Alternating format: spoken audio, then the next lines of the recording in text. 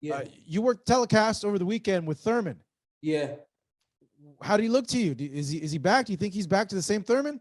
He looked good, not great. I'm hoping he doesn't care about the name that he's getting in the ring with. I'm hoping that he just gets back in the ring by the end of the summer. I think that he needs to continue to be in the public eye.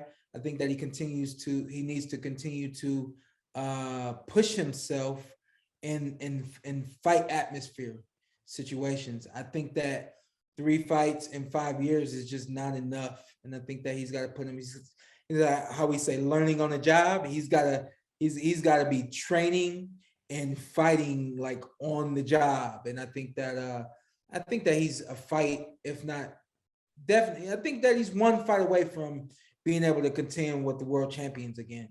I think that there's some things that's been lost for him in training. I think that he's got to go back to the old school way of training.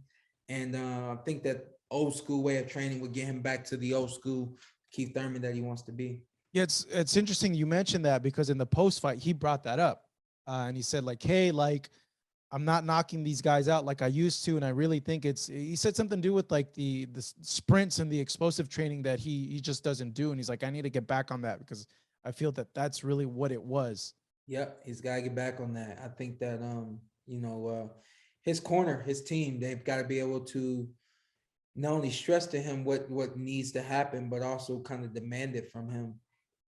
I know this from experience. We're all going to get to a point. Every human, doesn't matter a fighter, every human gets to the point where they think that they know it all and they can't be told better.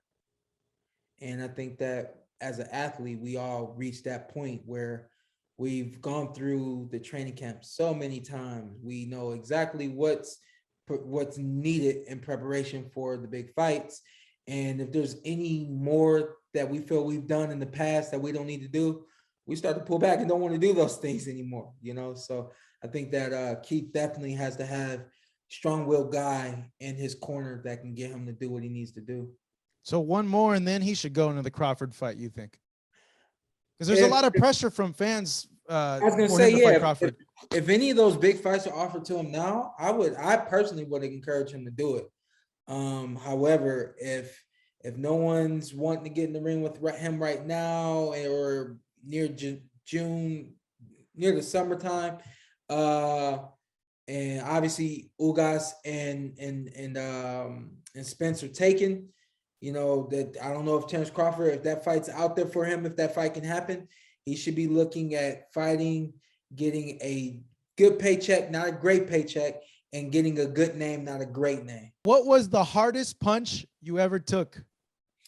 The hardest punch, I think Keith Thurman hit me at one point in our fight, and it was definitely the hardest punch that I took. The punch when I got hit with, it's kind of like a highlight. It's probably going to be a career highlight for Errol Spence Jr., where my hand touched the canvas. But that punch, I actually didn't feel that punch. It just, I guess kind of like to describe a knockout for anyone who's never felt anything like that, but you just kind of, for a second, you go numb. For a second, it's like you're kind of not there. And so where the ones that you think you saw that look hard may in fact be the ones that you don't feel at all. So back then, Thurman was a harder puncher than Errol? Wow. Did he make you see stars? Yeah. Yeesh, man. Yeah. Heavy hitter was Keith. Yeah. I want to ask him if I made him see stars. I'm pretty sure you hit him with some big punches in that fight. Yeah, hopefully. Yeah. What? Next time I talk to him, that's the first thing I'm gonna ask him. I'll send him the message because I'm supposed to talk to him actually in about an hour and a half. So it's a real thing, by the way. What is? Have you ever seen stars? Yeah, no, I remember one time. Well, I'll tell you a funny story. I remember one time I was sparring, and I was sparring MMA, and I got hit with a head kick. And I told my coach, I can't see. And he's like, what do you see? And I'm like, I see 3 of him. And he told me, hit the one in the middle. And I just kind of laughed. Not a real story. Get the hell out. No, for reals. I'm not kidding you. That was a real story. Yeah. You serious? Yeah. And I remember. Coach told you hit the one in the middle. Hit the one in the middle. Wow. Because I told him, I can't see him. He looks blurry. And he's like, what do you see? I'm like, I see 3 of them. And then I hear him yell, hit the one in the middle, go for the thing you see in the middle, because it's, you know, there's like, you know how it's blurry. And It's because of your eyes. You got yeah. But I thought it was the funniest thing in the world, you know, like when thinking back out of it, like, okay, it makes sense if it's like blurry and you see like, you know, it's fading in and out. I'm like, okay, we'll hit the thing that's in the middle that has the center of mass, the biggest like concentration of like color and sort of blurriness.